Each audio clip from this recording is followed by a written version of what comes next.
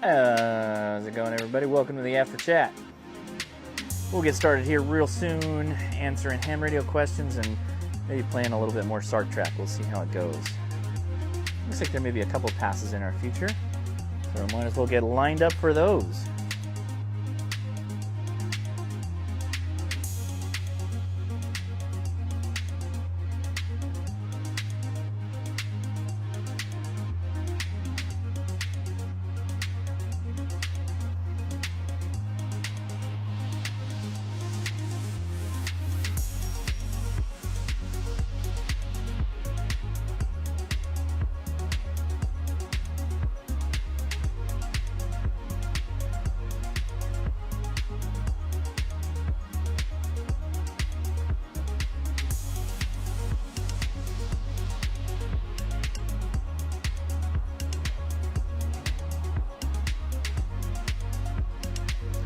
Alrighty then, I'm still outside.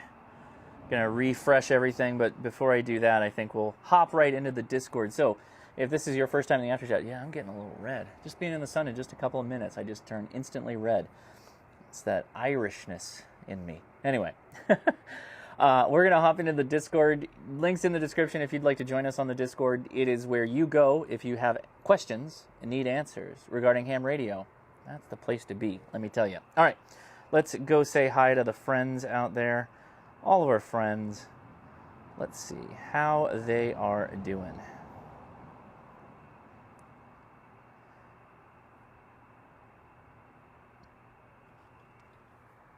All right.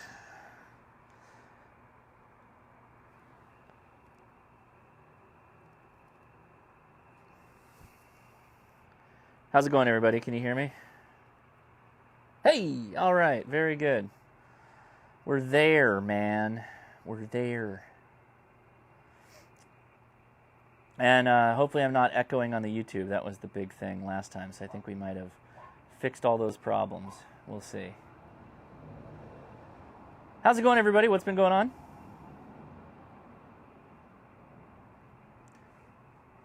See? All right, we did it. Now, I apologize, I don't have the overlay going for who's talking. I forgot how I did that.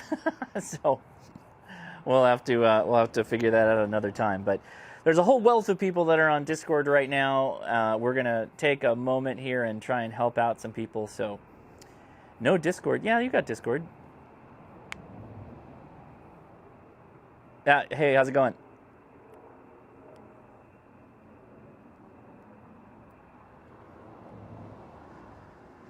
Yeah, I was on Hackaday.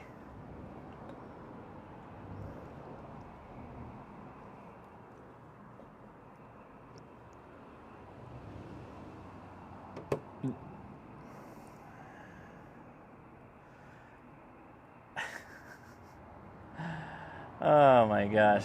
Try again, guys. Somebody on the Discord say something.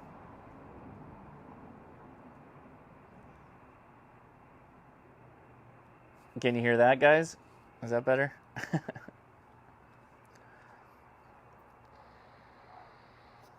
You should be able to hear the folks on Discord, so I think we might have got that sorted out. Maybe, we'll see. Anyway, welcome to the Discord After Chat. So if it's your first... Still nothing. Somebody in the... Seriously? All right. Nope. Yeah. That's a bummer. Just me.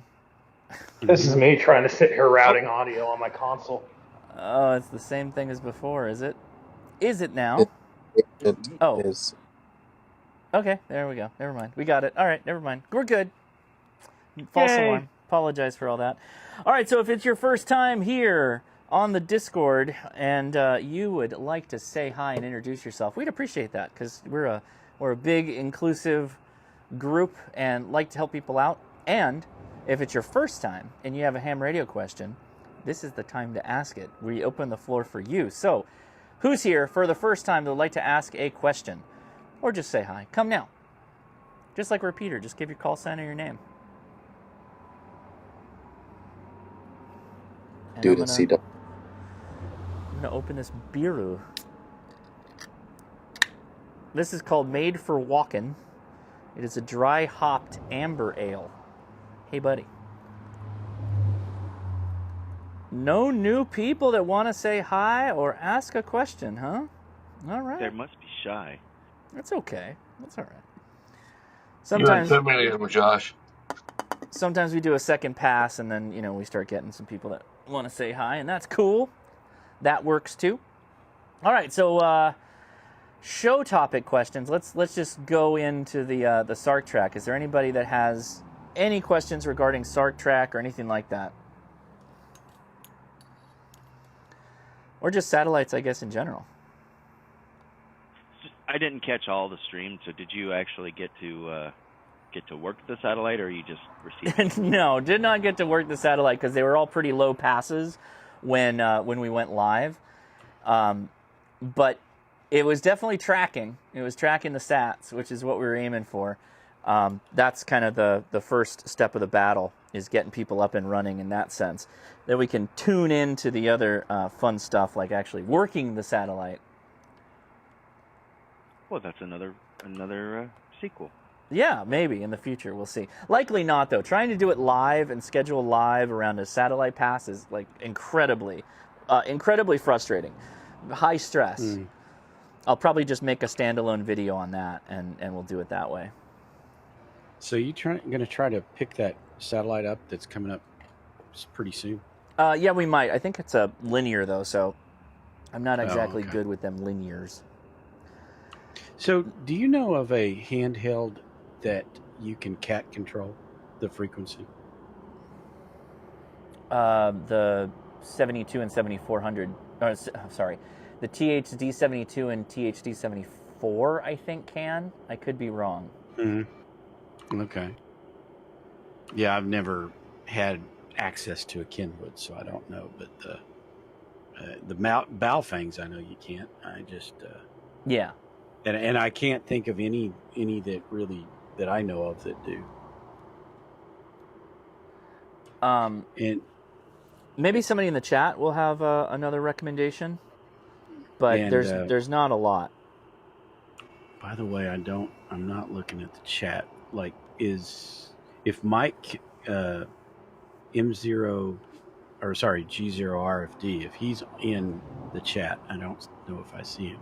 But if he's in the chat, he's a good person to ask about old SSB radios, because there might be some military ones that would fit the bill. It could be. The problem partially is frequency agility, right? And just being single sideband and cat control. I mean, that was kind of a convolution of some questions in there on tonight's stream. So it's kind of difficult. I don't know of cat, though. Yeah, I don't know of any that old that would do cat, because that was just not a big thing then. We do have a newcomer over on Twitch, Roofers with Radios. I'm brand new to ham. I've been thinking about learning for years, and have been for the last 5 years, listening to your podcasts and videos non-stop. Well, thank you. I appreciate that. Appreciate you listening, Roofers with Radios. Take your time, set a goal for some level of capability you want. A lot of times that can be easier to traverse if you've got some friends who are going to take the journey with you. That's a really good way to kind of, keep you motivated, because your friends are doing it. Also, you've got a bit of a knowledge share. People are sharing what they've learned, the processes they're going through, and sometimes you can just shortcut some of the more not fun bits of it and just get to where you're going, which is pretty good.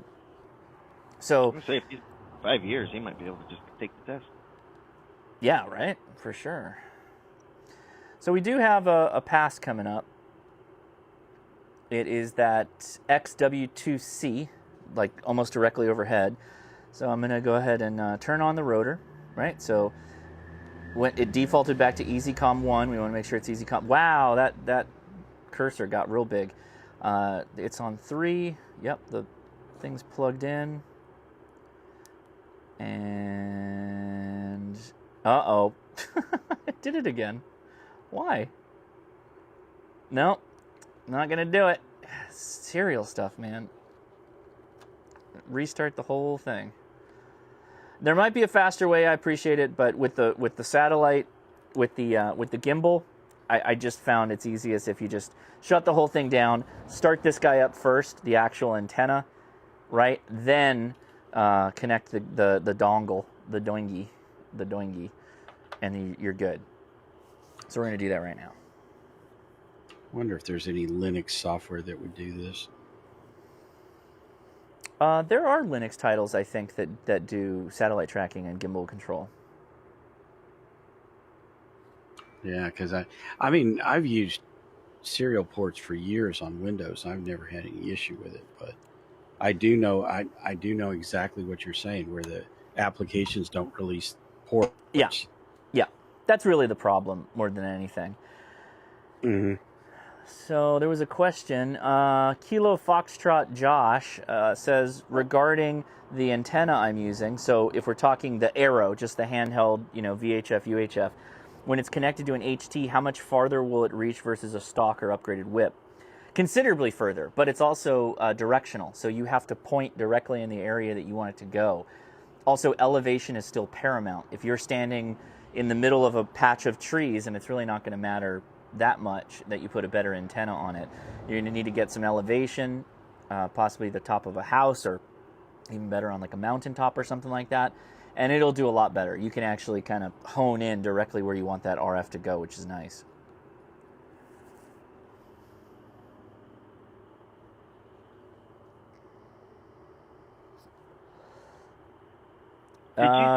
Yeah, Patty's letter. I'm on Discord right now. If you join, make sure you go to live-stream, and there's a whole group of people that are all hanging out talking. Josh, right, did you go ahead. a question about the NOAA weather radio reports? I think he's talking about like WeFax, but he wants more than just the images. Don't they have like the printed version as part of the fax in some of those images? Well, I'm sorry, that was a whole gear change. What's the question? Oh, there was one of the questions in the Discord was asking about getting NOAA weather reports, not just the images from satellite, like the actual, forecast information. I don't know. I don't think that is going to have to jump in. Low orbiters. I didn't hear any of that. We were talking over each other. Say again. Yeah, that doesn't come over the low orbiters. You might be able to get that through the 1791 stuff. You're cutting in and out a little bit, so it sounds like you have to not use the low orbiters for the reports. That sounds like the message you were given. KX6NAZ. Yeah, go for it. This is KQ4HCF. I'm new to this Discord channel and love what you're doing online on YouTube and follow your videos. I had a quick question about your antenna. Yeah. There are a lot of television antennas that are tuned for the similar UHF, VHF frequencies that these satellites use, and they're substantially cheaper. Have you ever tried any of that, or did you discuss that earlier in the video? No, and I probably wouldn't either, because a lot of those are going to be 75 ohms at the feed point. So I don't know of many television antennas that are 50 ohm, which is kind of what we balance to. You could always make a matching network to get around that. But the Aero antenna, the one you see behind me on the tripod, that's a portable antenna, and I don't know of many TV antennas that I would take portable. Also, the alignment of some of those TV antennas, I don't know is what we're looking for as far as the alignment of the elements. And those are receiving antennas, right? Those are all receiving antennas, not transmit antennas. Something to keep in mind there. Has anybody dabbled in that world in the Discord?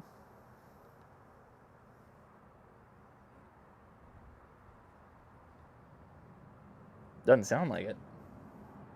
Well, I can say I've definitely dabbled in local repeaters using one because it was free. I found one at the dump and was just going to try it, and I'm new to ham, so it worked great receiving and transmitting to local repeaters. But yes, I had trouble with trying to get satellites, and maybe it is the ohm rating, the 75 ohms. That makes sense.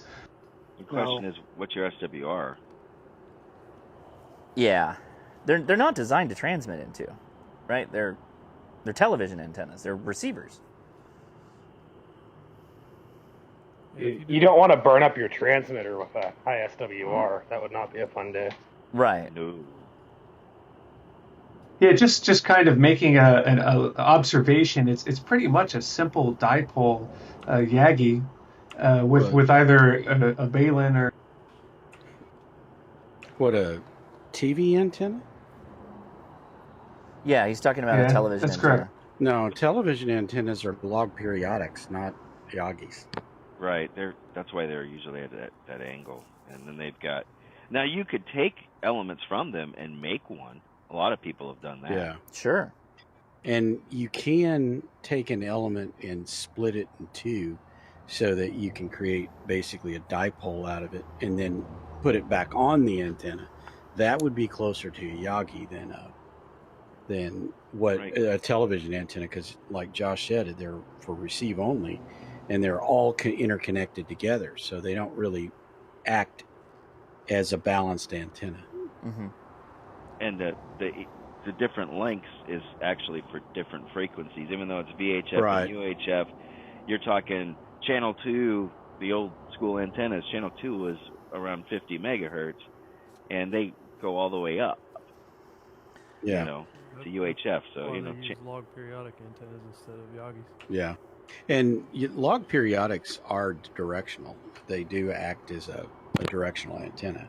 So some of the elements will play together and cause some directionality. But by and large, they're basically for multi-bands.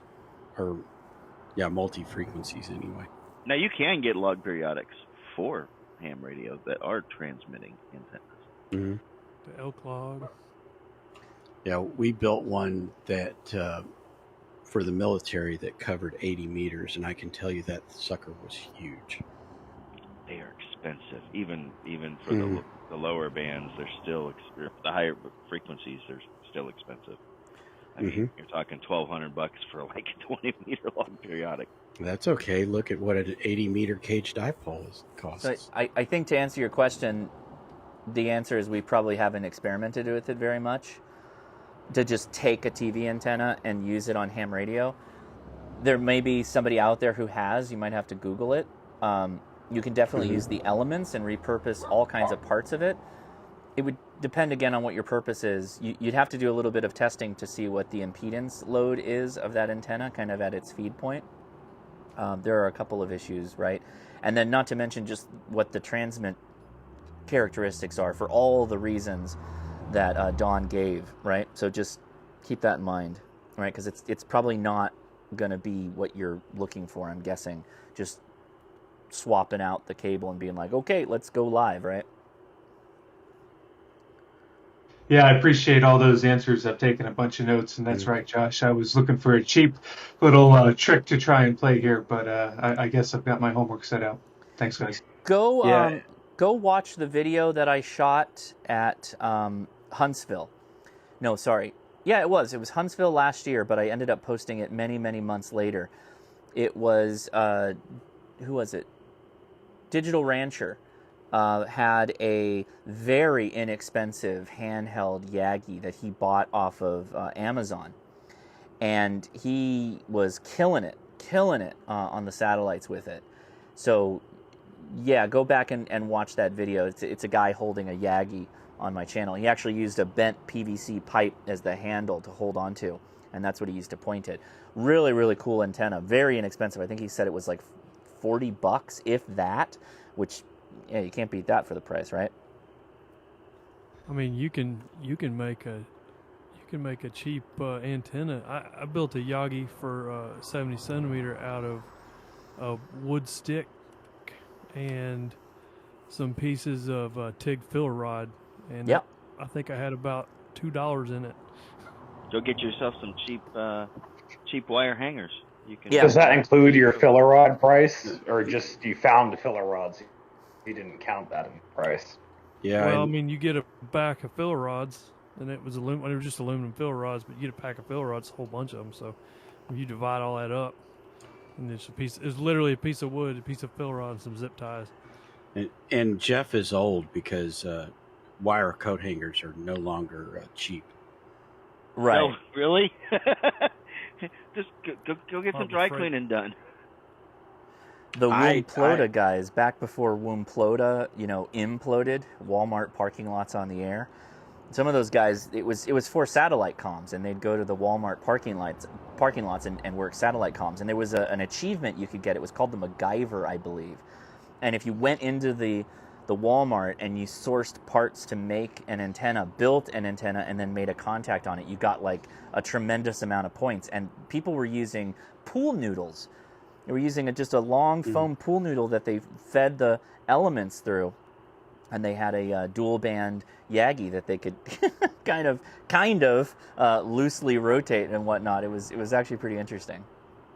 Go buy a bunch of cheap tape measures. There's plans for that too.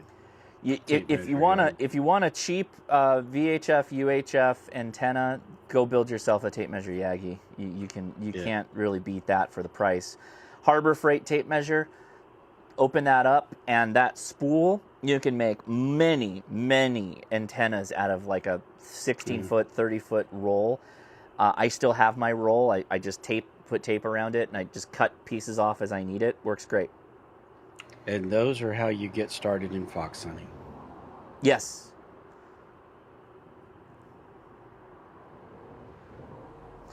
Well, we're having some kind of issue. I wonder if my battery's dead. Uh-oh. For your satellite? For my tracker, my doingy here is it's not finding it. Uh-oh. Piece of shit. That's not good.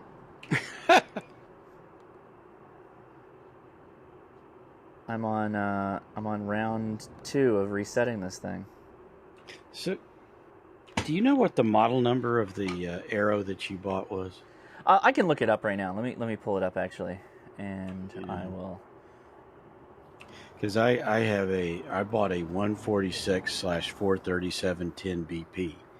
But there were a ton of these up there, and all of them were like the split ones, like you were talking about. Yeah, you want the split. And then this one's 3 and 7, and so were several others. And I was like, okay, I think this might be the right one.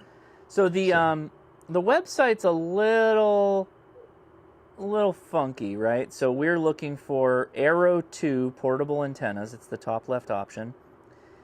And we want the Leo satellite 3-element, this guy. Yeah, this is it. So this guy is the, what did he call it? I'll walk back through this because it's kind of a, so BP stands for backpack. It's a 2-piece boom, split boom, 3 elements on VHF, 7 on UHF. The gamma match is pre-assembled. My gamma match is a little funky. I've actually got to adjust mine. So let me go all the way back to the main site. So I'm right here under Aero 2 portable antennas, top left of that box. And then down here, it is the 146/437-10 Leo satellite antenna.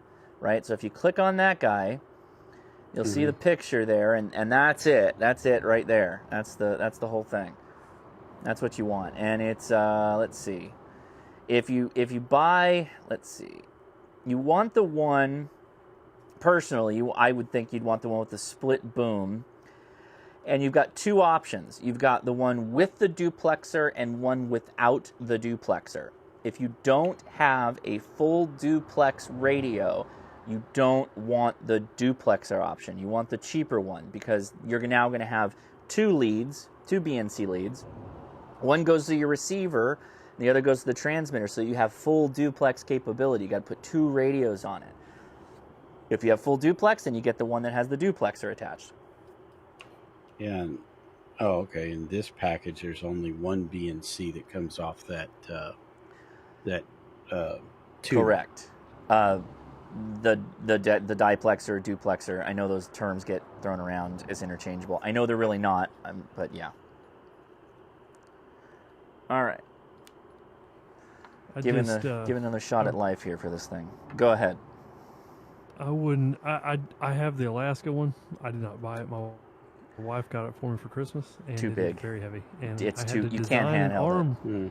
Yeah. Yeah, I had. That's why I designed that arm thing that I sent you. Oh, Because I okay. have an Alaska. That's what prompted that. I see. What is- I see. What is special about Alaska? Why do they have a model named Alaska? Because they're at higher latitudes, so their passes tend There's to a- be a little harder to hit. Yeah. And so, what is it? Bigger, longer, whatever? Yes. Yeah, more elements. More higher elements. Uncut. Okay. Yeah, because I saw one on there that was like 14 elements and 7 elements or something like that. Yeah, the Alaska one is 4 on the. It's 4 on the 2 meter. 4 on the 2 meter and 10 on the 70. So yeah, it's 14, and it's heavy. Yeah. I couldn't handle that.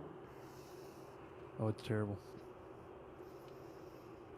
So I can get in there. going back to like those weird metal tape measure antennas, Uh-huh. Mm-hmm. something that that I'm playing around with lately. You guys ever seen those metal magician staffs that you can like keep in your pocket, and then all of a sudden they spring out to like a 4-foot, 5-foot stick? Josh had one. I did a video on Oh, you turning one did? of those into an HF antenna. Not a VHF UHF antenna. I don't know how you tune it for VHF UHF Yagi stuff. I don't know how Yeah, you that's do it. you really can't, unfortunately. It's just kind of like a cool thing, like, hey, look at my antenna. And then when everybody's like, oh, does it work great? And you're like, no. So I don't know what's going on, but we've got problems here. Better to have them now than when you're on the island. That's right. I don't think after all this, I think I might leave it at home after I've done all this work, because I think that we don't have the I don't think I have the cargo space. Yeah. Well, when we get off of this, I want to tell you a story about the Buddy Hex. Getting it out of that tube? Oh, God, yes. Yeah, we've all been there.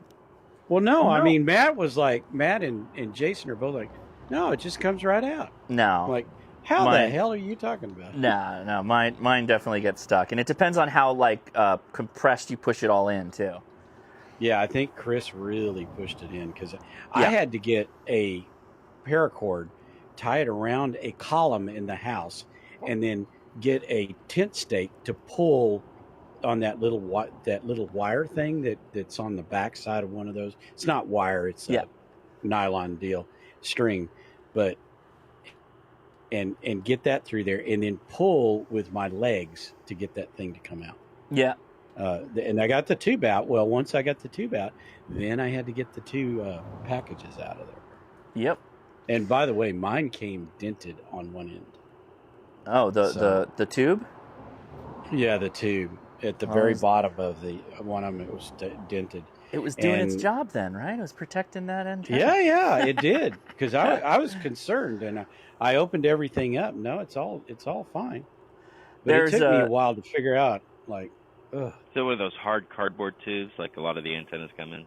No. It's a golf bag packing thing. It's like for shipping a golf bag somewhere. It's a hard side oblong tube.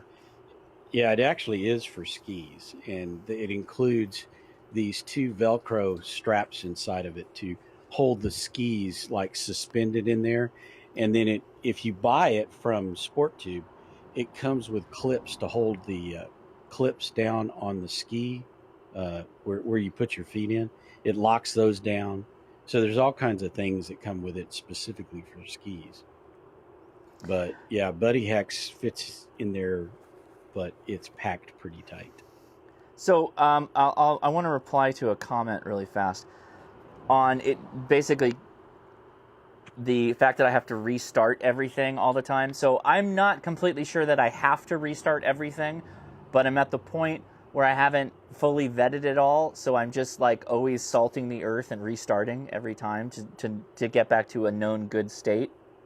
Part of that is that comment that I made during the live stream that Windows 10 has a long-lasting issue in some cases, depending on how the software is implemented, for not releasing USB ports correctly. This would be an instance of that, I think, here. So that's not necessarily the SARCTRAC's fault, but at the same time, trying to make it work, I'm always trying to give it the best solution here. So I'm not sure what's going on. We might... Oh, you know what? I do... One thing to check. Yeah, do you want to pop into... I posted in the chat there. Just check if you have a serial mouse showing up in your mouse here.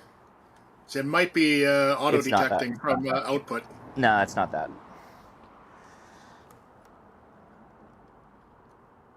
Yeah, I think pretty much everything now, because that laptop has a built-in trackpad. Right. And the trackpad's going to be USB connected. It will, but Windows has a lovely feature where if you see serial data coming in, it will automatically assign a SEER mouse, and you can just turn that off in the registry. Yeah, but it'll show up as a port in the ports list, and that laptop doesn't show anything in the port list unless you plug in an external USB or USB serial. Not a port. It'll show up as a mouse. It's okay. It's not that, guys. It's all right. We can... Yeah. So let's open it up a little bit here. Do we have anybody out here? Again, another person. Anybody for the first time like to say hi or ask a question? Hey, Josh. It's Bill. We haven't talked in a long time, but I wanted to make a comment about the bobbling that you're seeing. That's not normal, just so you know. And usually what causes that is in your application, you tell the application how tight the antenna, the rotor is able to lock in. Like I want you to adjust it if it gets off by more than half a degree. And so what happens is that setting is incompatible with the actual physical stability of the rotor. I built one of these about 3 years ago, the original one. That had a long connection, a wire connection. Yeah. And I was able to straighten that out just by changing that setting in the software. Interesting. Okay, I'll take a look at that. Yeah, I thought that when I was talking with the creators that they expected some little bobble, a little bit. So I will have to. Yeah, and I got it with mine, but I was able to eliminate it because I monitored the serial stream and I saw the thing constantly course adjusting because it would get a half a degree off and it would say adjust, and then it would move a degree the other way. So now it was a half a degree off the wrong way, and it would say, adjust again. And so it was constantly cycling up and down based on the refresh rate. So there's a granularity problem or something. Yeah, that's what I ran into, and that actually was something I had to fix in. I was using gpredict, and I had to fix that in gpredict. Interesting.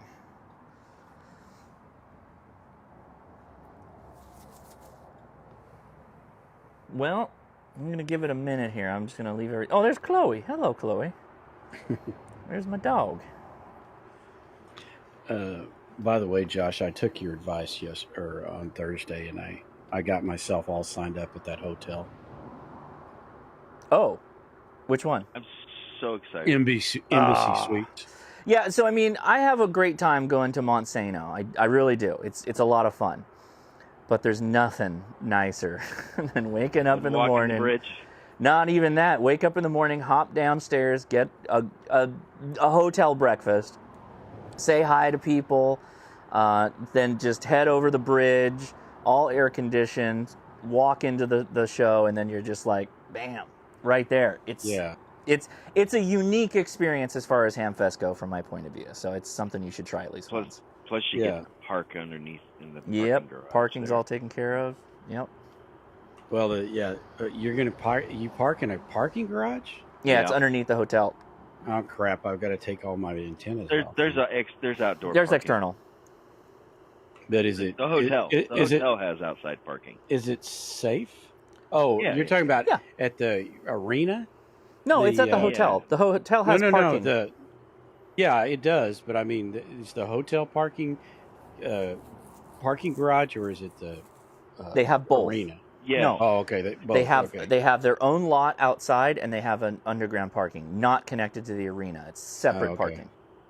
Yeah, because I'm gonna bring the van and it'll have all of my antennas on it. Oh, right on. Yeah, you'll just park probably like if you were facing the entrance to the hotel, you would park on the left-hand side. There's a big lot off to the left, and it's on hotel property. It's not on the arena property.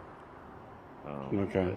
But because that's where I usually parked we did stay there. I think a couple of years we stayed out there, and then that was before the Monte Sano thing. And it's pretty safe there. Now, if you want to drive around, but there's no need to drive around. If you stay in a hotel, once you're parked, you don't need to. All you got to do is go down and get your breakfast in the morning, and then go back up and take the whatever they call that, the bridge. Well, I'm going down there on Thursday, and I'll be there through Sunday, and I do plan to go to Monte Santo a couple of times. But since I'm driving out there, I'll have my van anyway. Yeah. And there's plenty of us that'll be able to tell you how to get to Monte Sano. Monte Sano is not far. It was 10 minutes maybe, right? It's 15. Yeah, depending on the way you go, there's like 4 ways to get there. Right.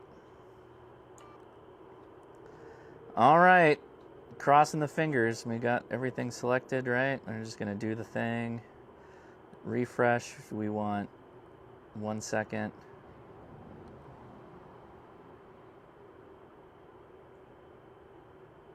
That's not good. It's not saying connected. It's not switching to disconnect. Uh-oh. What the heck's going on? Oh, good. What the heck?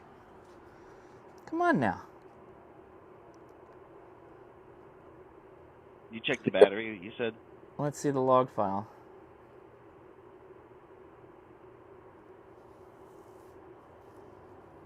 And you already tried turning it off and on. So. It says timeout. Oh, I'm blocking the, hold on. So it does give feedback then? Yeah, so reading, connected to COM3, timeout. It's getting a timeout on COM3. Which is a different comp.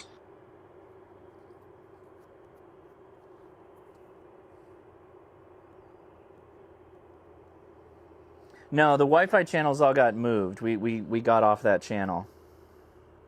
Did the dog pee on it? Maybe. Chloe, did you pee? Did you pee on it? Huh? Did you do pee? Come here. Oh, come here. Come here. All right. I think we're staying at the Homewood because it's got a pool and the kids and the wife are going to be there, and it's also within walking distance of the Children's Museum. Yeah, one thing I think I want to do while I'm there is go see the Space Museum. But good dog. All right. That's part of the reason the kids and the wife come, because we go there on Friday on the way down, and then it's a lot of fun. The first time we went, Smith, my son, he said his favorite part was the elevator. Oh, yeah, because of the glass in the elevator? Yeah. Oh, no, he just liked elevators because he was like 3. Just don't say he likes the music. And oh, there's no music. No, there's not. It was just like the small elevator from like the one you can take an elevator up to like the rocket hall. Like it was that one. It's just like a little elevator, like 1 story. He was just like, my favorite part was the elevator. It was the funniest thing because it was the first time we went. We did all that stuff. Subsequently, he's enjoyed it more as he's gotten older. They had a lot of the military hardware stuff out there, too, when we were there last. My wife and I went to it. Yeah, it's pretty cool. It never gets old, just seeing that thing. I keep hoping that I'll run into, like, that guy that was on the Smarter Every Day. Destin? Destin is a ham, too. No, not Destin. I mean the guy he interviewed from the Space Center. I can't think of his name. Yeah. The one that worked on the instrument unit, was in charge of the instrument unit. I keep hoping we'll go and see that guy because, man, I will talk to him. That's cool. I keep hoping to run into Destin, but yeah, I think he just kind of ignores us now. I kind of hoped he would be at one of the Hamfest there, but I didn't I've never seen He him there. he's been. I think he actually did a presentation or something there one year. I think so. I know. I believe he's been. That's as much as I know. And I think people have reached out to him to be like, hey, are you going to come out? We'd love it if you came out, blah, blah, blah. And I don't think it works out with his schedule. I was stationed in next to Huntsville. It was Josh. fun. He's my favorite next to Josh. Oh, shoot. Uh-oh.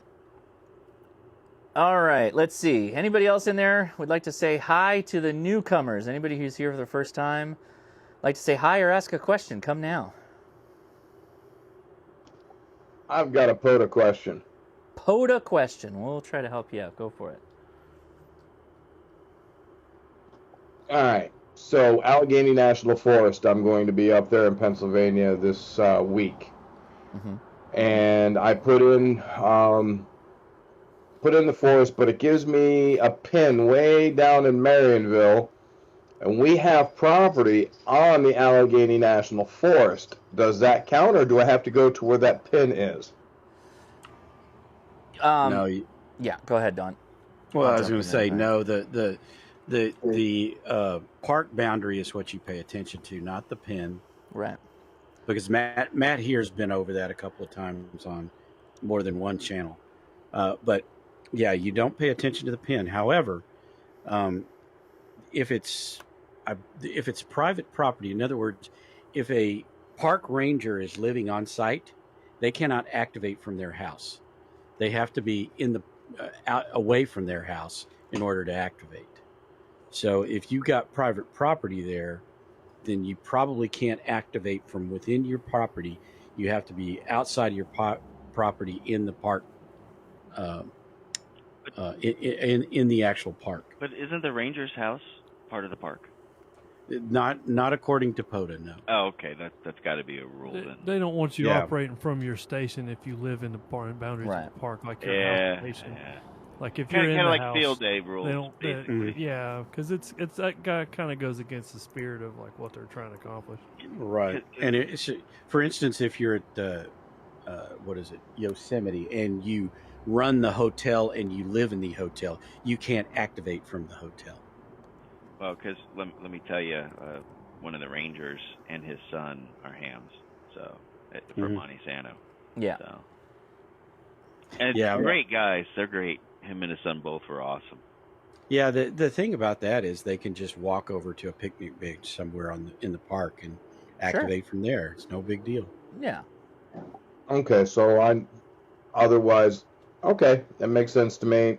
Park that boundaries. explains a whole lot. Park boundaries is what you want. Yeah, it's park boundaries, and the pins are only there to give you a idea of where the park is on a big map. But once you zoom down into it, you should be able to follow the boundaries, and anywhere within that boundary you can activate from. Oh, there's lots of dry camping areas out there that we can go and set up at. Yeah, exactly. Thank you, gentlemen. Sure. Benito, you with a question. Yeah, go for it. Yeah, Josh, have you published or posted your plans for next weekend? I need you on 6 meters and 2 meters. The plan is we'll be running 6 meters, and 2 meters will be, I don't know how we're going to do 2 meters yet, for field day. I can give you the, hold on, let me give you the call sign. Yeah, that was my next question. And be sure to look due north. That's the San Fernando Valley. So, let's see. We will be running as Kilo November 6, Uniform Whiskey Kilo.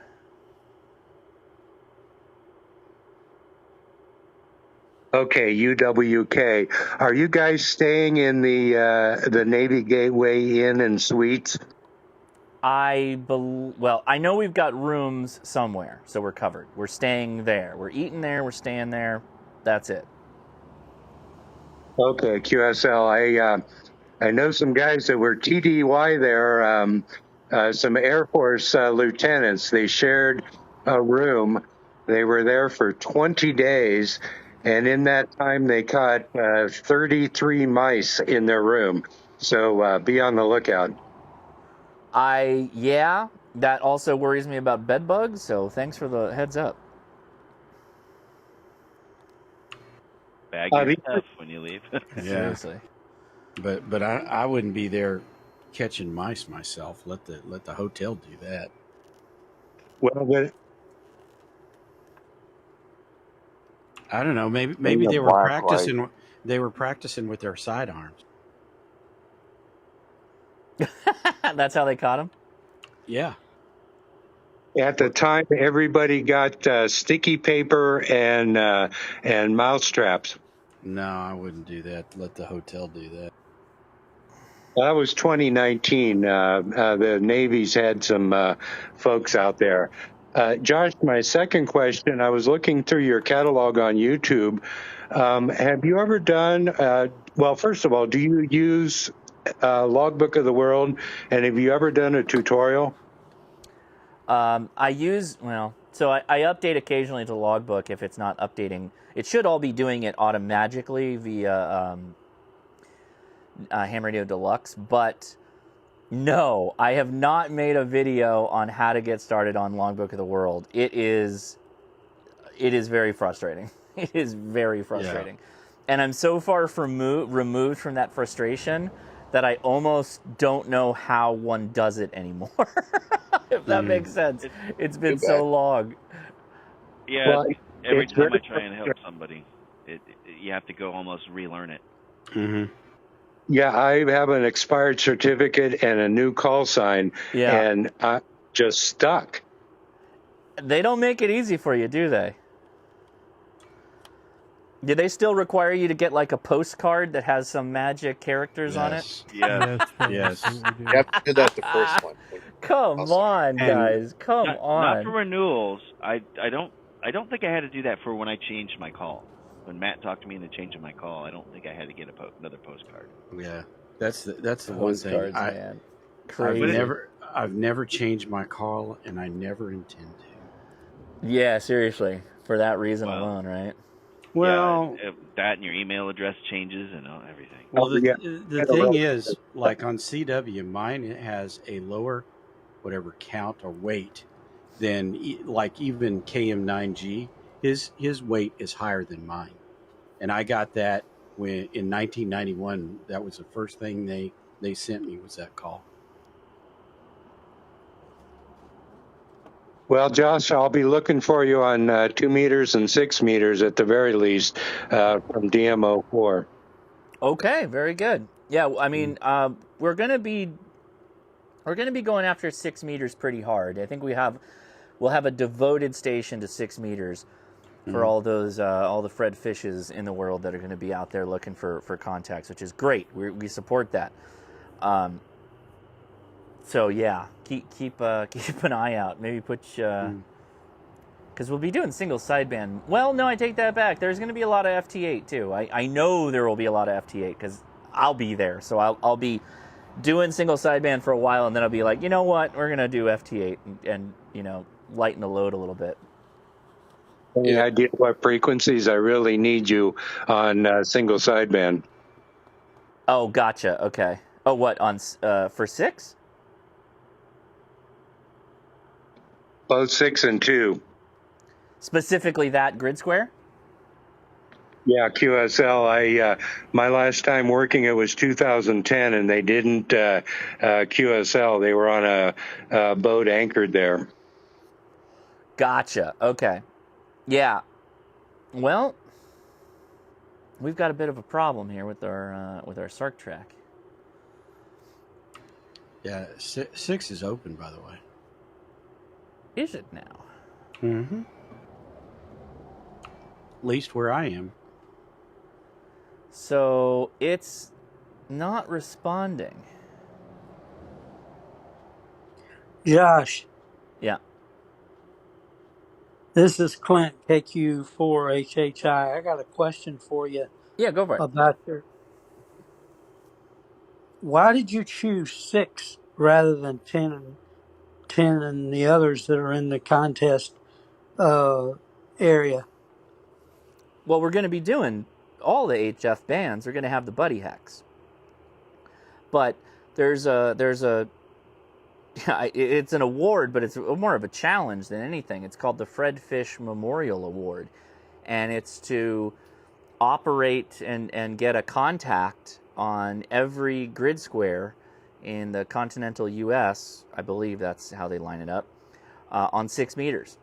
Very difficult, very, very difficult. And there's a very enthusiastic group of people that chase these rare grid squares. So we'll be doing 6 meters, has a dedicated antenna, and we'll have a dedicated radio. And then we'll have other radios connected to the buddy hex, and that will be on other bands on HF.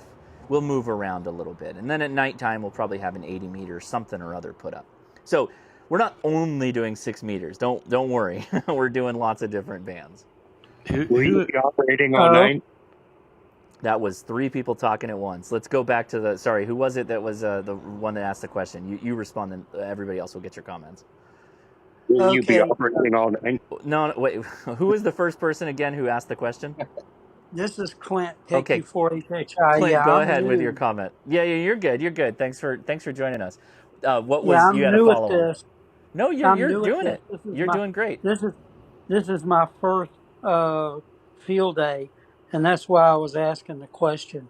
Good because for I you. just noticed that, and so I was just wondering about that. I'm gonna try to find somebody. I don't have an HF rig yet. I'm soon, but I won't have one by next weekend. But what I'm planning on doing is trying to use somebody else's rig, because I talked to one of the guys today, and he said he was going to have a rig out there that could do he could tune up to 6 meters. So I'm gonna try to get in touch with you. I'm in Florida, but I'm gonna try to get in touch with you.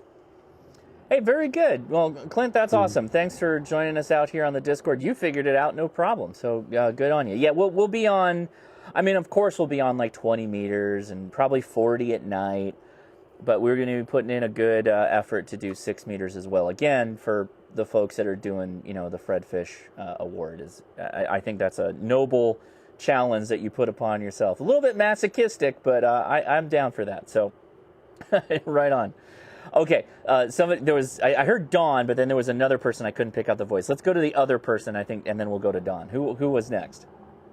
It was N8OU again. There's a curfew on the island, but you guys are going to be operating all night?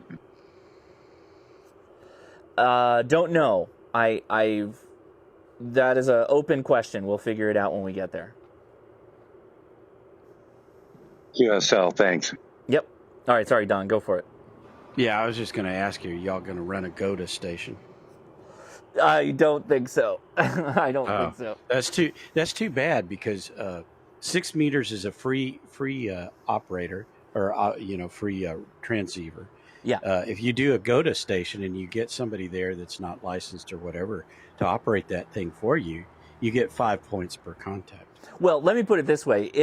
Where we're walking out to, we got to drive out to this location that we're going to be operating from. If somebody shows up without a license, I'll try and get them on the air. Okay. Yeah. For sure. And then if that happens, then I guess we do have a GOTA station. Yeah. I don't think you have to designate it ahead of time. We're going to set up a GOTA station, but we're in an EOC, and people don't like to drive because there's these big gates, even though they're wide open. People don't like to drive in there and go. Yeah. So we don't get a lot of activity, but we set one up every year anyway, because you get points, I think, even for setting it up. You might be right about that. I think you're right. There was a question in the chat. Will you be doing or using CW or QRP?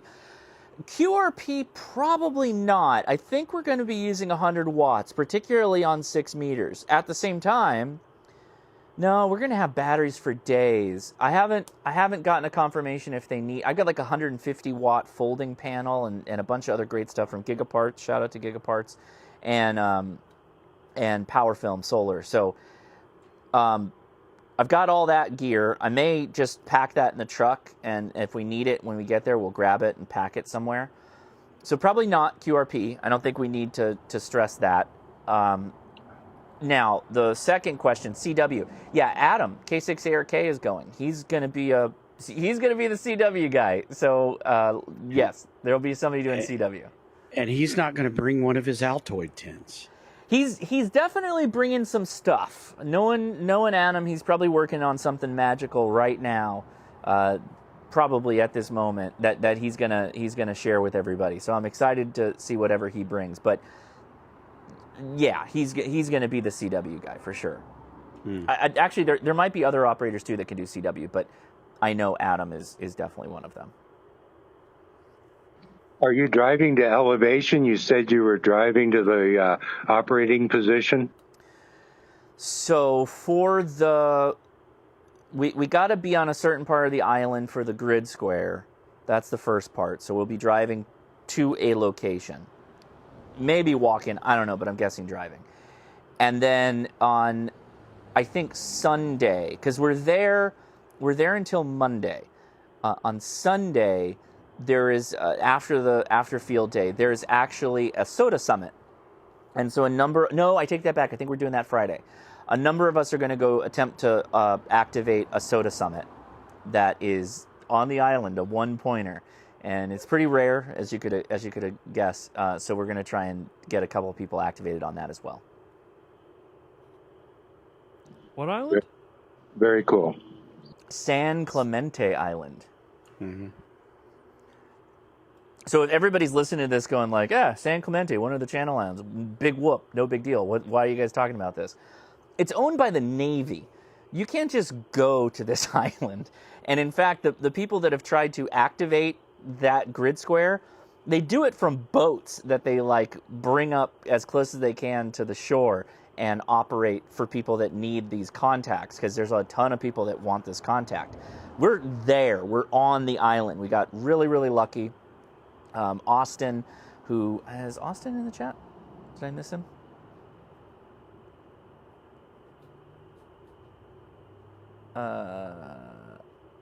Hold on. Shoot, my Discord's all screwed up. I'm still on YouTube though, right? And you guys can hear me okay? Well, we can hear you in Discord, okay.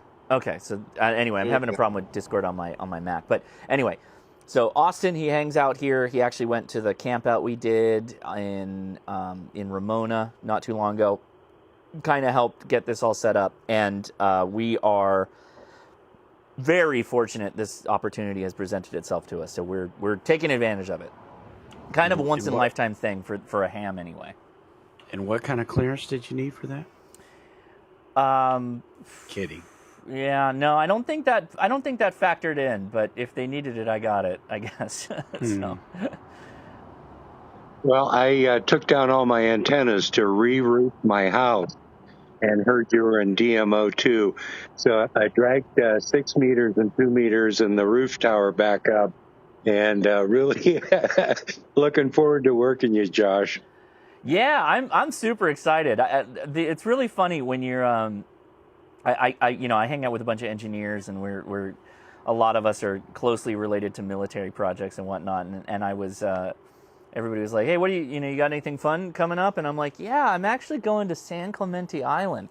And you'd see 75 people in the room would just be like, oh yeah, that's cool, awesome, I hope you have fun.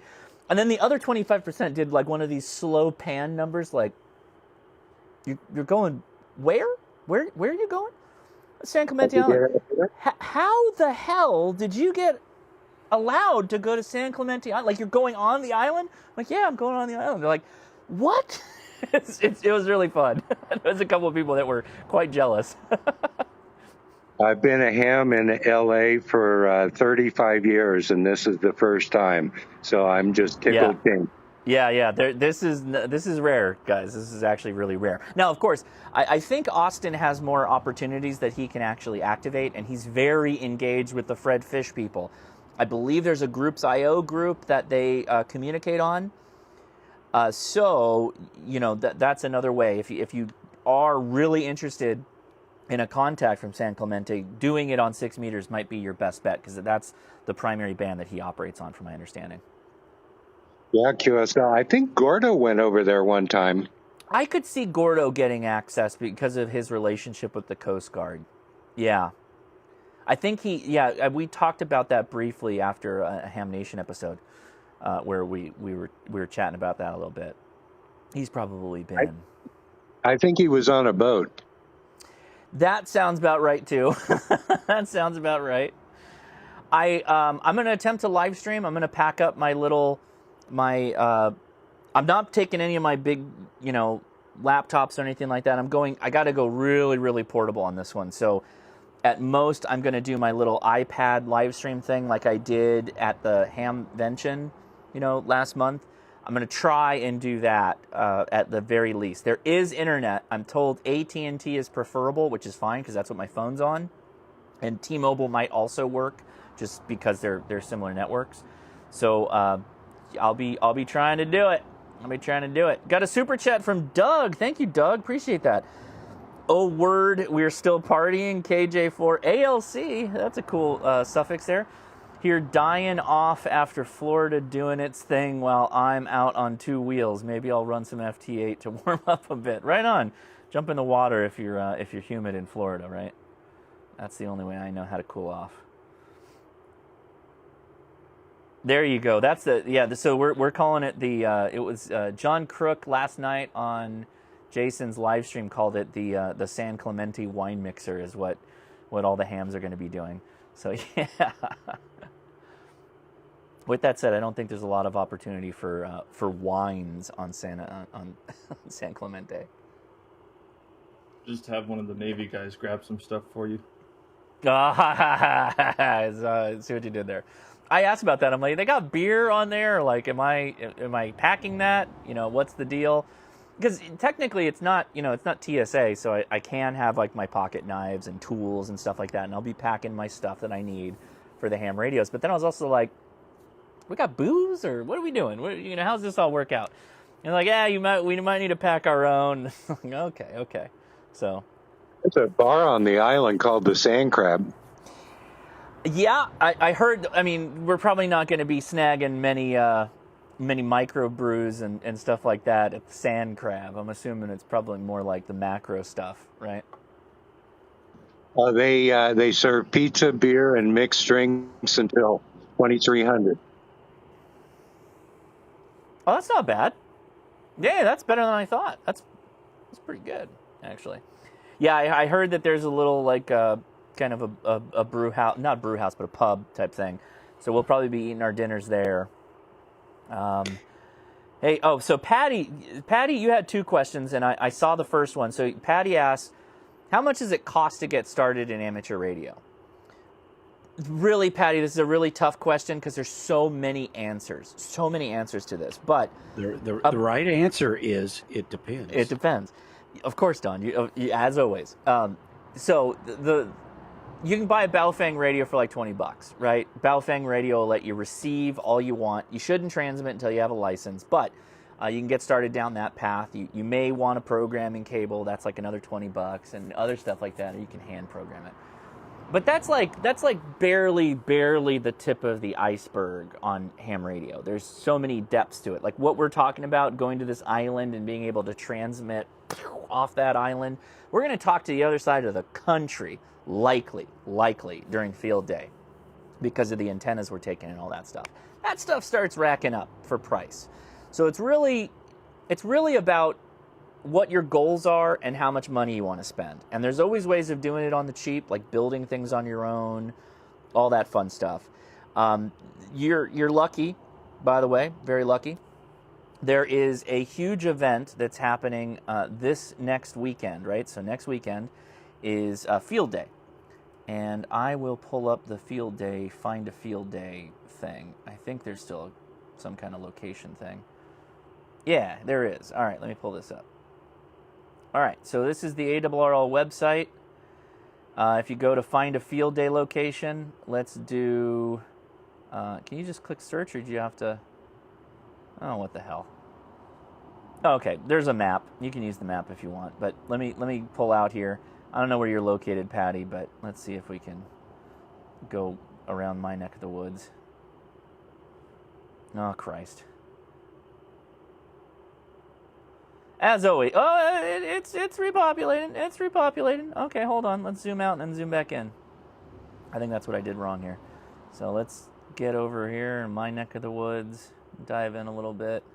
There we go. It's populating. Yeah, so just outside of Long Beach, San Diego area, tons of field day locations all saying they're going to be active. Oh, somebody's going to be active at Chino. Chino Hill State Park's a decent POTA. Probably our most decent POTA. It's going to be K6 KWI. Yeah, so Neil Smith. There you go. He's okay. We're doxing him live with his phone number. Jeez, all right, let's close that real fast. Sorry about that, Neil. Yeah, so you can use this website to find field day locations wherever you're at. Go there because they're going to have all these antennas set up and stations, and you can make all kinds of contacts, or likely if they have a get on the air station, or just kind of get a better understanding of what ham radio is all about in this case. And it's all off the grid type stuff. So, you know, we'll be using non-mains power like solar and other fun stuff. And I'll drop the link in the chat for the locator there. Make sure you go find a field day location. It's fun stuff. Fun stuff.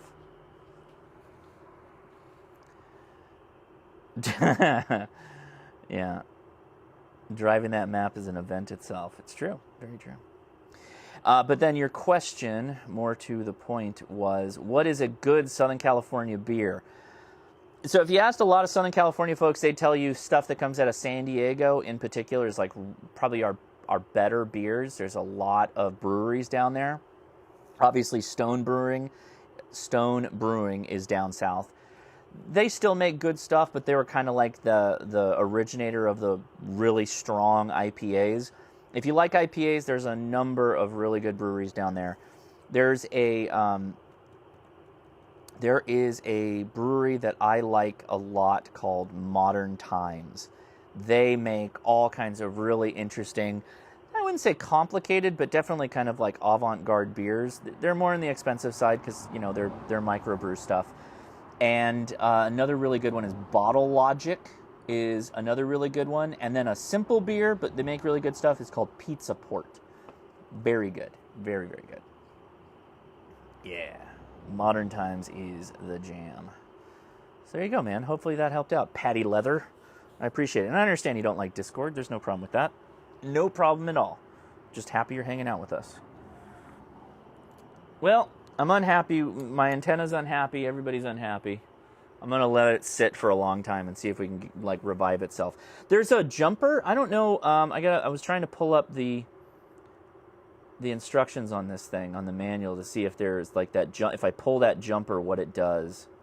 What'd it do, Yugi? To see if I can reset it or something. It seems very unhappy. Not a big 805 fan, but also at the same time, I don't like lagers or pilsners that much. I seldom drink them. Good stuff, but yeah. Guinness, always a solid. I like the extra stouts. I find them both just fine. Not my favorites, but good. In fact, here, I'll give a shout out to a brewery right down the street from me, La Jara. I can't roll my R's at all. This is called Made for Walkin'. It is a dry hopped amber ale, and this is Dark Horse, an American brown ale, 6%. But hilariously, I went down. So I go down there to get. They'll pull these cans. So they'll. There's no lid on here. They'll pull the beer into these cans and then they'll cap them for you. Here's one that I often wrap up live streams with, the Hyde 9.5 Imperial Stout. This is really, really good. But I'm looking for one in particular. Where is it? Did I grab it? I don't think I did. Oh, I didn't do it. It's still in the shack fridge. So when I went there, one of the more recent times, I took Ben with me. He had never seen the movie Spaceballs. And they're playing it on the screen, and he's dying. I think they have the volume almost to the point you can't even hear it. And he's still laughing from all this stuff, like, you know, Darth helmet and all this stuff. And they made a beer. So we came home. He was bugging me to watch that movie. I put it on. Edison and him absolutely loved it. I went back, and they had a new beer called Comb the Desert. And yes, it is literally got the big comb and two guys holding it. Comb the Desert. It's pretty good. It's a German Trappist ale, and I think they have orange peel in it or something like that. It's pretty good. Good stuff. Shout out to the Hada. The Hada. I can't. Right on. All right. Sorry about that. Let's take it back to the Discord or the YouTube. Anybody out here for the first time that would like to say hi or ask a ham radio question? We want to help you out, get you on the air, get you radioactive, as it were. Yeah, hi Josh. I've been in the Discord for a while, but I actually I took my test at Hamvention, and I was wondering what's a good starter YSF radio for mobile use. How much you want to spend? How much do you want to spend?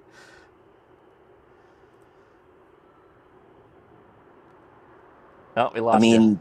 I'm looking at the FTM 500 right now, so I don't know. But I mean, how much do you want to spend? That's really the answer. Is particularly when you put it in the wheelhouse of a mobile radio, YSF. Yaesu makes 3 radios that fit that bill, so it really comes down to the price that you want to blow.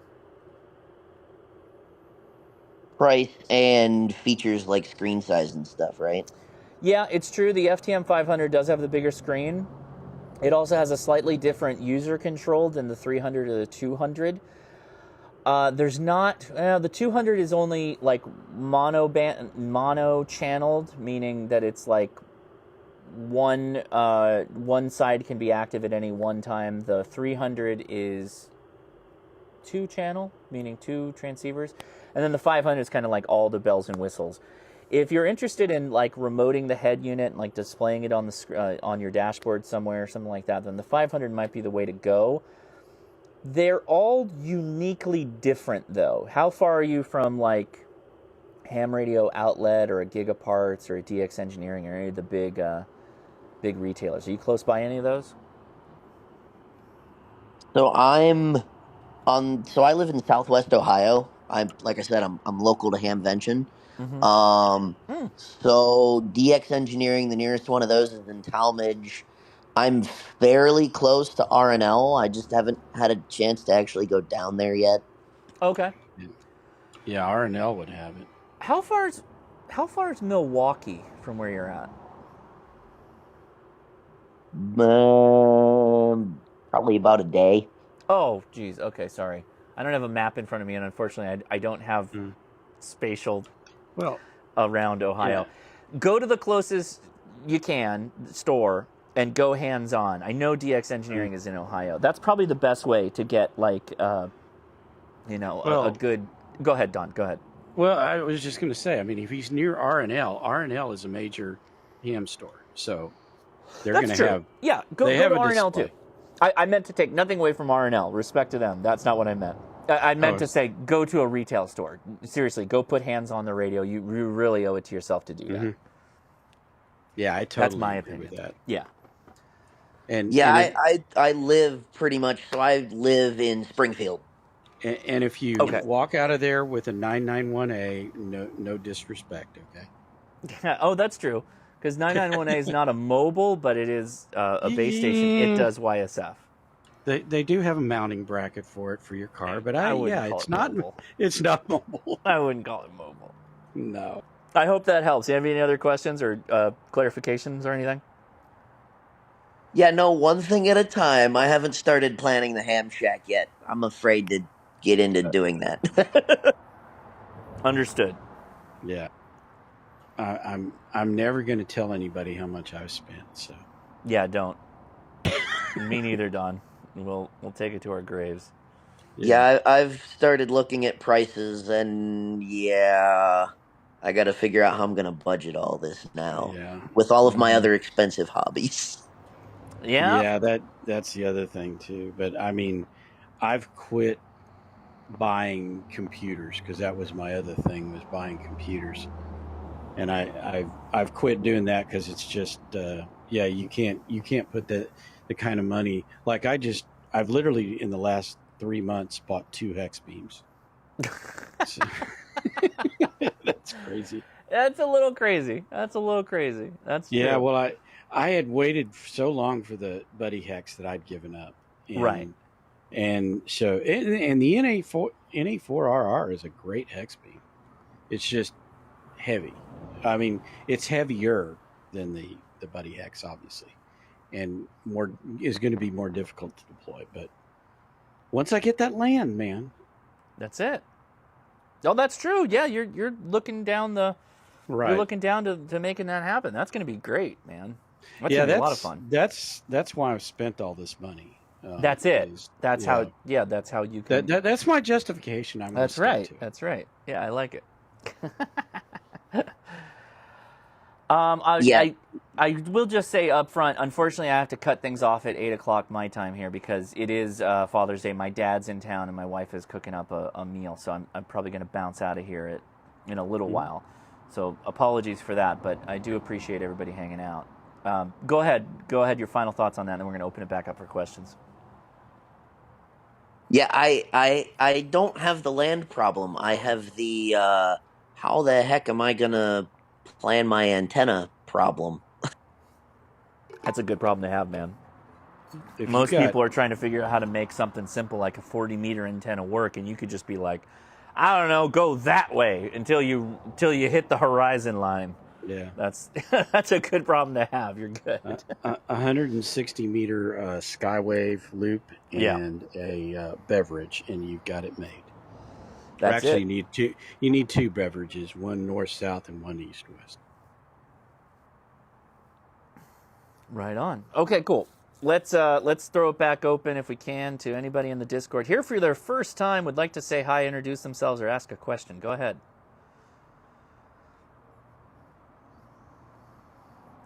I just always like to make sure I'm not leaving anybody out there, so that's my point of doing that. Want to make sure we don't leave anybody hanging. So thanks everybody, appreciate it. All right, very good. So I got to figure out. Well, I'll just open it up to any questions. If anybody has any open questions, let's take it. Otherwise, I'm gonna start playing around with this tracker with my last 20 minutes. Yeah, I got a question. Earlier you were talking about getting set up with 2 bow fangs to do the satellite.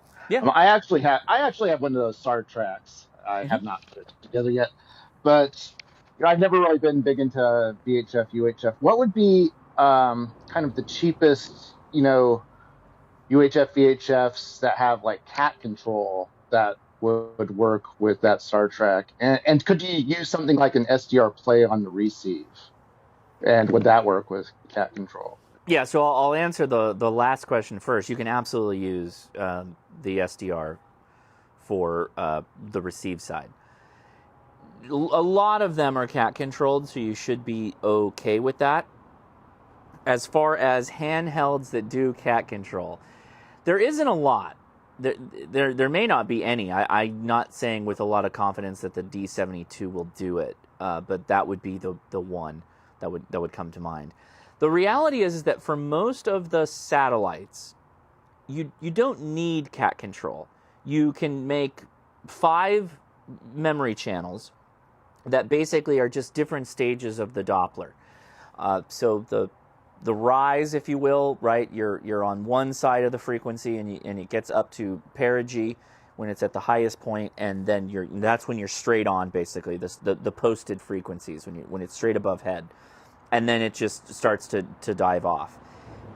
And there's a subtle clarification of that. Perigee is going to be the highest point of the pass. It doesn't have to be overhead. It's just wherever the highest point is. If it's an angled approach, or it's overhead, or it's really, really low, the center frequency is going to be when it's at its highest point.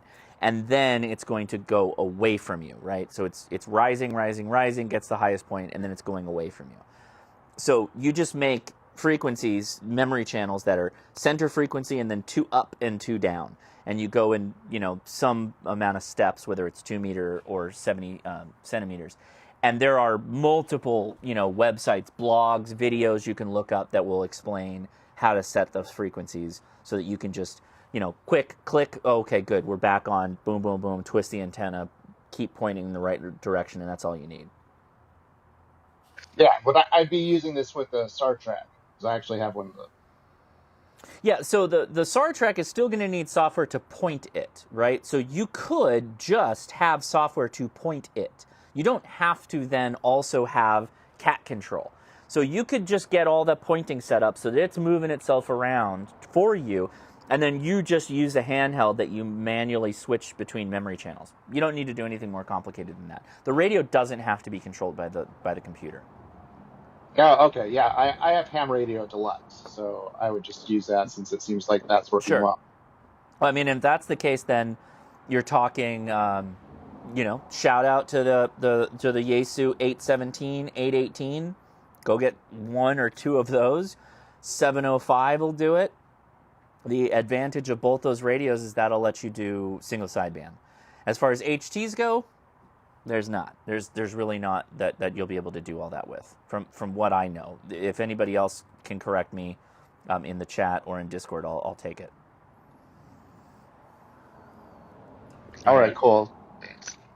Ted said the 72A did earlier when I was asking, but I think so.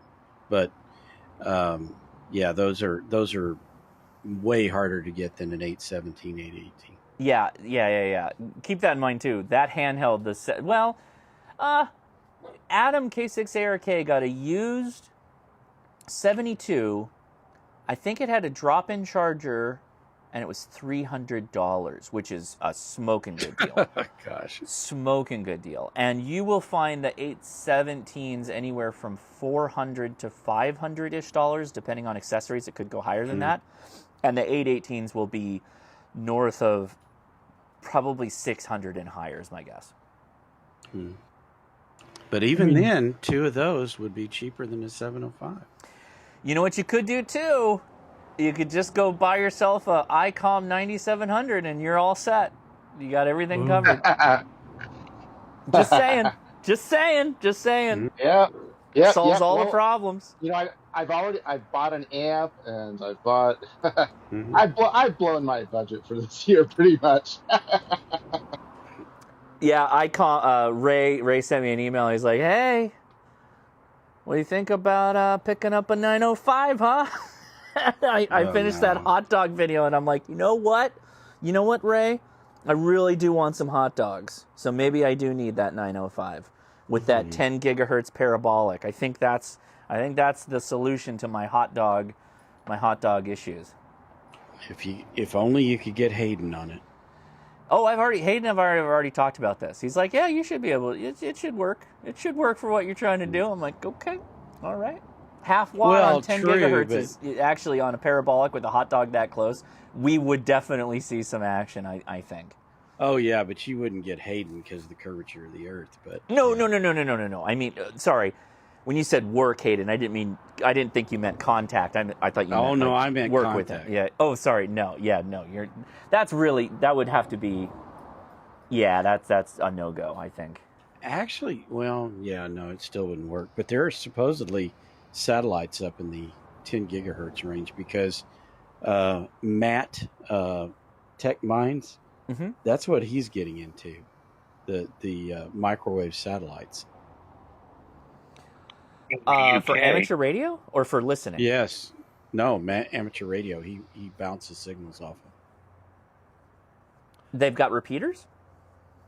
I don't know. I mean, you can watch his videos. Whenever that kind of stuff comes up, I'm like, I'm out of here. I am not going to put. Well, I'm not. I have no interest in that range of frequencies. Sure. Because there's really around here, there's nobody to talk to up there. And one of the things that I think they made a mistake on, my opinion, on the 905 is they didn't put 902 megahertz on it. I can see that. Yeah, I could see that. I don't know why. Is it just because it's so business related, the 900 stuff? Well, we've got repeaters here, and a lot of our guys, I mean, they're as big here as the Motorola's are. So yeah, and so they're running Kenwoods all over the place, and we've got a 902 megahertz repeater just around the corner for me. And then they're linked from here to California because I got on one of them the other day through All-Star, and basically got in trouble for it too. But the guy that was yelling at me was in California, and I'm like, oh wow, these are all linked. I thought it was really cool. And he's like, you're accessing this through All-Star? Yeah. He said, go get a radio, damn it. You're not supposed to do that. Like, well, then why did we put All-Star on it? I'm getting hailed that the dinner is ready, so I may not be able to stick around till 8. Jamp Scan with the question of the day. The question, since Hamvention is the D75 full duplex. No. My understanding is no. Nope. Negative. They did not want to be direct and answer that question during Hamvention. I'm not going to assume as to why. My understanding, based off of what I've seen with the radio, meaning that it is likely very much a D74 brought up with different parts to offset the issues that they had with the chip shortage. My assumption, and I could be wrong, is that it is not full duplex. Does anybody have any other information? Like, has they made a statement? They did not make a statement at Hamvention. Well, I talked to the guy, the bald guy that was with what's his name. I know that's the bald guy that was with what's his name. Okay, this is good journalism we're doing right here. This is the best. I can't remember. I'm bad with names. The guy from Kenwood. I asked him. Because I got I went over there and there wasn't really anybody around. I asked him straight up. I was like, man, is it? That's a big question. I mean, is it duplex or not? And he's like, no. Oh, he's straight up no. I mean, yeah, he flat out told me no. So yeah, he said we tried to talk to him and they didn't want to do it. So yeah, Ape asked him also, and he got the same answer that no, it's not. And when I was asking that on Coffee and Ham radios, they said, oh no, the guy told us it's not. Yeah. When I talked to them, I guess it's just because they didn't want me to just drop the bomb on my channel or whatever. Because I mean, they all knew who we were, but they were really cagey about that. And I mean, I don't. That's good to know. They must not have known Ape. Yeah. Well, yeah. I don't know. That's Kenwood seems like the last 2 years they've not really been following what's happened with YouTube and ham radio, and they have kind of an interesting position they've taken with the YouTubers, and I don't fully understand why, because I think if you had a brand that people complained about a lot, Kenwood was not that brand. Like Kenwood always, and this isn't like there's no negativity in what I'm saying, but Kenwood has just kind of always just made decent radios, right? I've never really heard anyone come out and complain about a Kenwood, other than the D72's battery did not last very long. But it's like it's got so much junk in it that it does. It's like, okay, we understand why. People complain about ICOMs, people complain about Yaesus, whether justified or not. You hear more of that. I've heard very little complaints about Kenwood. And so when we were talking to these guys, they were like really hands-offish. They didn't want to like answer any questions straight up. And it's like, guys, we're all going to find out eventually. It's not going to be like, I didn't get it, but hey, I'm not going to tell them how to run their marketing. But yeah. I mean, I still think it's going to be a good radio, and I don't know that it's going to be like I just not sure, like, because I have a D74. I'm not sure I want to get one because I don't know that it's going to be a whole lot different. I would enough to justify the expense, but I guess we'll see. Let's just look at what happened when the 74 was discontinued.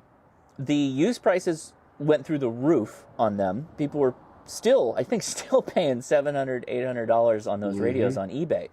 Because it's a good handheld. It's a damn fine handheld.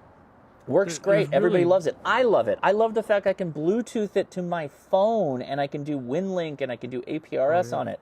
Beautiful. So would you like a D74 that has USB-C? Yes, please. I absolutely would. And that's what they're offering, among some other things, like a Digipeat capability, which is cool. There's no downsides to the radio except, what are they going to sell it for? That's what I'm curious about. I That's what I'm curious I about. actually kind of probed him about that too, and I asked him. I was like, the feeling I got from him, because he wouldn't say, Yeah. but the vibe I got from him is that it wasn't going to be crazy, and it wasn't going to be as much. I asked him. I said, "Is it going to be more than the 74s are selling for used?" And he said, "No."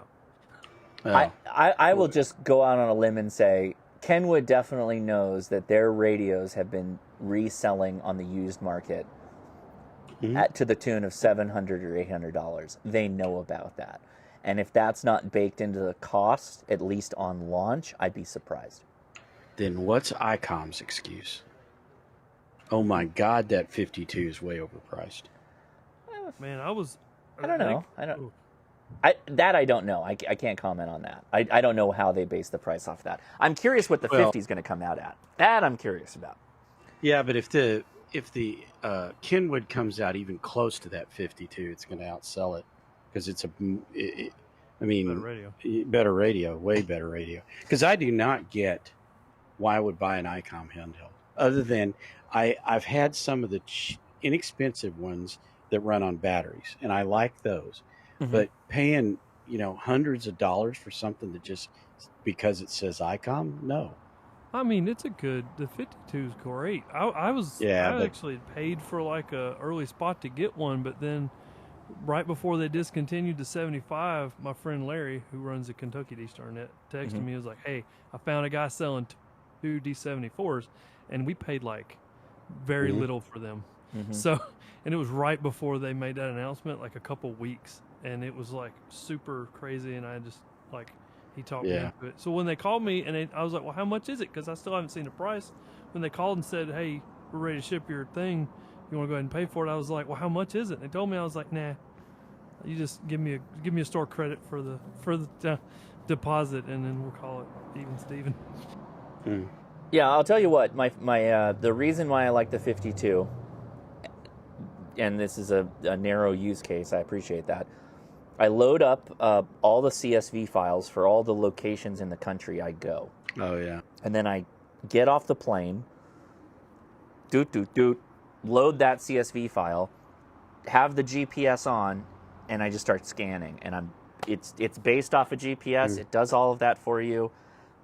Nobody else is doing anything like that. And that's like exactly when I was a ham starting out, I was thinking to myself, why can't we just like use the location we're at and just have it move as we go? And so if you drive a car, as one does, the 5100 does that. Their mobile radios do that. The handhelds do that. You just go and it just moves along with you. Very handy. Very, very handy. And the B1 does that. What's the B1?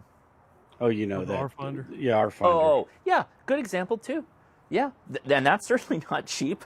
Don, do you have one of those? No, I don't. Okay. And I don't have an ICOM. But to me, APRS is way more important than that function. I get what you're saying because I love that thing in D-Star, but I got rid of my 5100 and the 5100 have it. Well, yeah, but yeah, that's true. The reason I got rid of the 5100 is because the 7100 does it too. So I just assume use it on the 7100. Yeah, and again, I don't fly. So I'm always on the road. And here's the thing on the road is as you're driving along, the damn thing will switch switch on the road. So to me, that's a wonderful feature and everybody should have it. But other than that, no, I don't use D-Star and all of that other stuff. And for that much money, I'd rather have a 7100. And I've passed on the feedback. I said, guys, you'd have a killer radio here is you just take the 52. All the sweet scanning features, GPS lock, all the ability to use D-Star info, that website, and download the list, and just add APRS. If you could just add APRS. Yeah. Dude, that's it. You're well, I'm telling you, on your stream, I asked Ray that, and he said, no, we're not going to do it. Yeah. It's not important to land mobile. He said it's not important to land mobile. That's what he said.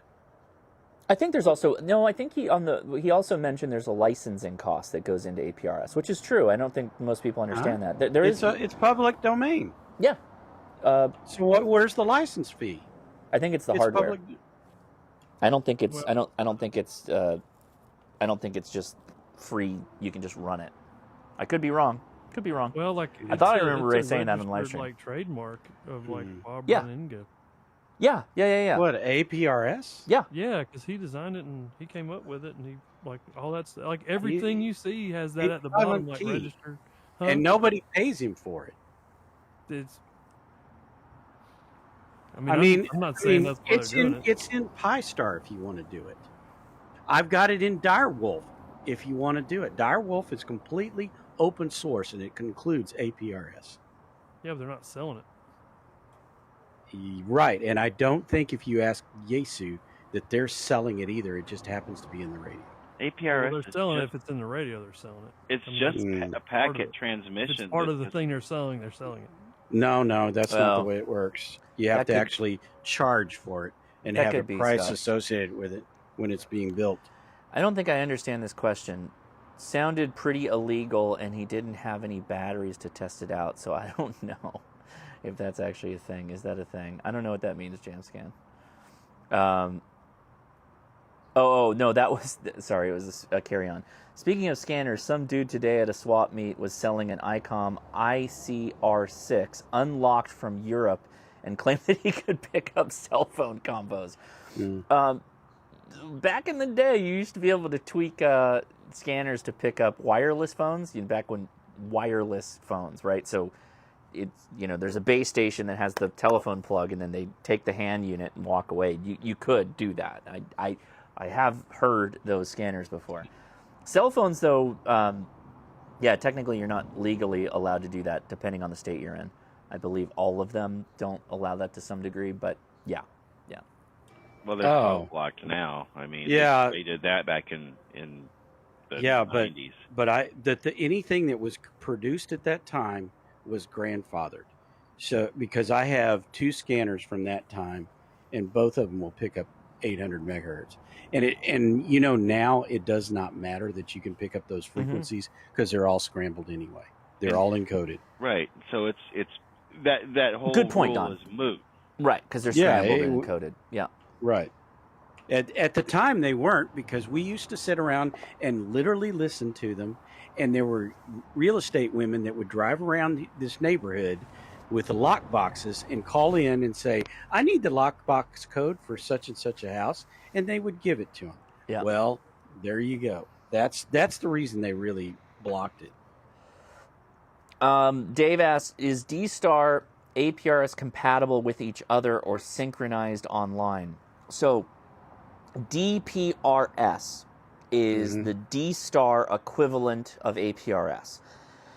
It's not equivalent in whole cloth, meaning you can do all the APRS things with DPRS, but if the repeater, the D-Star repeater that you are connected to, has it enabled or has the capability to do so, when you squawk on that repeater, it will push your GPS location, if you've turned it on in your radio, to the APRS network, if you will. And so it gets picked up on things like APRS.FI. So yes, you can do beaconing like type beaconing over APRS with a D-Star radio, assuming you can hit a D-Star repeater. But is DPRS an AX25 packet encoded in the D-Star digital? DPRS. Right. I don't know. I don't know. Okay. I don't think I don't think know. it is. It very well could be. I don't know. I have not looked into it as far as going any further than I program my 5100 to do that when I'm driving around and talking to people. And some of the Anytones now have APRS. The most recent Mark II Plus G500 has the closest implementation of APRS that a Chinese radio has ever had, from my point of view. I thought the mobile had the mobile radio also had APRS. I could not get it to do anything more than beacon. Yeah. Well, beaconing is is all I care about. But that's just the tip of the APRS iceberg. I I'm don't okay with beacon, it. but I message people. Well, no, right? I tell check you, my yeah. WinLink. I do other things. Yeah, the reason I don't is because I am not going to type on a screen or while I'm driving, number one. And number two, Yeah. I'm not going to carry around like my handheld radios. I'm not going to do 1990s texting on a stupid handheld. Give me a frickin' keyboard. Well, that's what's so great about the D74 because I was just gonna say that. I was just gonna say that. Yeah. I agree. Yeah. Sorry, I didn't mean to steal your thunder. No, you're right. So that's why I like that Pico APRS so much. That's why I like the radios that push that to your phone. The phone is good at typing things up, so why not just let the phone be the phone, and then you just give it a TNC and you move the data over the TNC. That's the real solution. And then you just let a tablet connect to it or a phone or whatever, and then you're good. Like, that solves all of the problems. The D74 does it. Pico APRS does it. There's a couple of other radios that will allow you to just, kind of connect to, or hell, I take that back. Go get a TNC4, right? Mobi-linked TNC4. Then you can turn any radio into a KISS TNC radio, an APRS radio. You can do all that stuff because it just passes that audio into the radio. The radio just goes, hey, you keyed the radio and you're going to transmit that data. And then the TNC is passing what the radio sent to it, boom, or your phone sent to it. You're done. That's it. That's why that's why those TNCs are so cool, is that you just say, Baofeng, sure, you're now an APRS radio. Whatever radio can do it. Yeah, just get an AIOC. You don't need the mobile link. I'm not completely on board with that yet. You can plug it into your phone, run. I know. Well, it works. It works really well. You can message with it. I'm not saying you're wrong. I'm sure it does all those things. I just haven't. Well, but that's also you got to connect a wire to it. It's not Bluetooth. Yeah, right. Well, the radios aren't Bluetooth. No, I get what you're saying. No. Yeah, because the AIOC. Now, he's talked about adding Bluetooth to that. He should. That'd be awesome. Yeah. That'd make it worth it. All right. Well, I'm going to wrap things up here. Happy Father's Day to everybody. I appreciate you guys hanging out, but I'm going to go. The family's already in there eating, so I'm gonna skedaddle and go enjoy the time with my dad and everybody. You got a father somewhere in your life, whether it's your biological or otherwise. Go give him a call. Say thanks. So I've got to make some phone calls tomorrow to men that have been important in my life, and I suggest everybody do that too. So happy Father's Day to everybody. You're a dad too, and so happy Father's Day to you. I am, and I appreciate that. Thank you, Don. So, all right, happy Faja, my Faja. That's a gold member reference, right? All right, everybody, have a great rest of your weekend. Thanks so much. I'll figure out what's going on here, but it's working. I'll say that much, and Ham Radio Deluxe was the solution to it. Don't know what's happening right now, but as always, I'll figure it out. The next live stream hopefully will be from San Clemente Island. I plan on making a good college effort to make that happen. I'll have 2 forms of mobile communication to be able to do data. I won't know until I get there how good the data is. As you know, it's not streaming Netflix that I'm looking for. It's pushing the data out, the uplink. Mm-hmm. I don't expect it to work very well. So we may not have any live stream next week. If you guys want to hang out and, talk while you're doing field day, feel free to jump in the live stream. You can do your videos and stuff like that if you want to. Do commentary on your field day. Field day is a fantastic event. Everybody needs to partake in some way, even if you're a technician with no radio. Find a club that's doing field day. Get out there. I'll try to post as many videos as I can, if not going live. I appreciate you all. Take it easy, okay? All right. And I dare say that rather than going and doing the live stream or the after chat, head out to a field day site and sit down with other hams and visit with them for the evening. There you go. Because I'll be at field day until probably 10 o'clock at night. Yep. All right. I'm going. You guys take it easy. And 73 on the Discord. Take it easy. See you guys. 70. Oh, sorry, cut Dawn off. Sorry, Dawn. All right, everybody for watching. Thank you so much. I appreciate it. We'll figure it all out. But I won't be gimbaling, sadly. It won't be gimbaling on San Clemente, but I'll have a 2 meter, 70 centimeter antenna. Probably that one. I'll probably just take it, and we'll get up on the air. So keep an eye out for our call sign, Kilo November something. I'll tell you it before we wrap up because I know I'm going to get asked again. Kilo November 6, Uniform Whiskey Kilo. Whew. Adam is going to have fun with that for the CW load. Take it easy, everybody. I'll play the memes. You enjoy the rest of your evening and your weekend. Say thank you to your dads. 73.